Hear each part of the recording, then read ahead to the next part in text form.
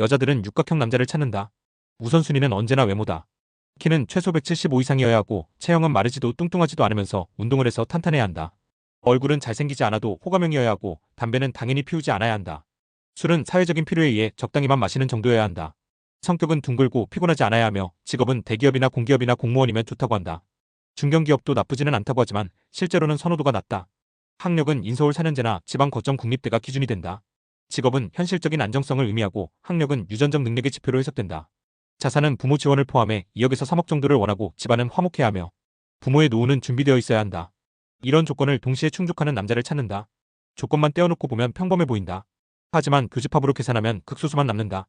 극소수는 이미 짝이 있거나 사내 소개로 연결되어 있다. 결혼 시장에서 오래 남아있는 사람은 무언가 빠진 사람들이 대부분이다. 그래서 직업도 좋고 외모도 예쁜데 35이 넘도록 결혼하지 않은 여자라면 이유가 있는 것이다. 하자가 없으면 이미 누군가 데려갔다. 여자들은 늘 말한다. 나는 눈이 높지 않다. 나는 억대 연봉을 바라지 않는다. 나는 180을 고집하지 않는다. 나는 스카이만을 원하지 않는다. 하지만 막상 만남 직전이 되면 말이 바뀐다. 남자 키가 169면 아쉽다고 한다. 직장이 중소기업이면 불안하다고 한다. 지방 사립대를 나오면 학력이 밋밋하다고 한다. 부모가 빌라에 살면 노후가 걱정된다고 한다. 결국 다 중요하다. 내려놓는다고 말하면서 결국 하나도 포기하지 않는다. 키 180은 대한민국 상위 12%다. 중경외시 이상을 나온 학력은 상위 8% 정도다. 이 두 가지를 겹치면 이미 상위 7%다. 그 안에 외모와 성격까지 호감형이어야 한다면 확률은 더욱 줄어든다. 그 극소수는 이미 누군가 데려갔다. 그러니 자신에게 대기표가 돌아올 리가 없다.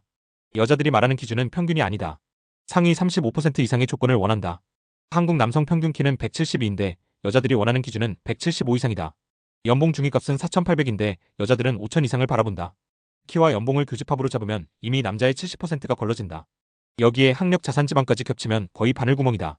그리고 시간이 지나 여자의 나이가 오르면 경쟁력은 떨어진다. 하지만 본인은 인지하지 못한다. 자신이 원하는 평균값을 계속 낮춰야 하는데도 고집한다. 그러니 200명, 300명을 만나도 원하는 남자는 없을 수밖에 없다. 남자는 점점 더 많이 만나게 되고 자신에게도 이런 남자가 접근했었다는 데이터만 쌓인다. 하지만 그 데이터는 환상일 뿐이다. 남자가 대시를 했다는 사실은 남자가 결혼까지 생각했다는 뜻이 아니다. 여자는 그걸 놓친다. 세상에 없는 걸 찾으려는데 찾을 수가 있나? 없다. 육각형 남자를 찾는 마음 자체가 잘못은 아니다. 그러나 시장은 욕망만으로 굴러가지 않는다. 교집합의 확률이 만들어내는 현실이 있다. 기다림은 길어지고 나이가 쌓인다. 마음에 드는 남자를 찾았다 싶지만 결국 거절당한다.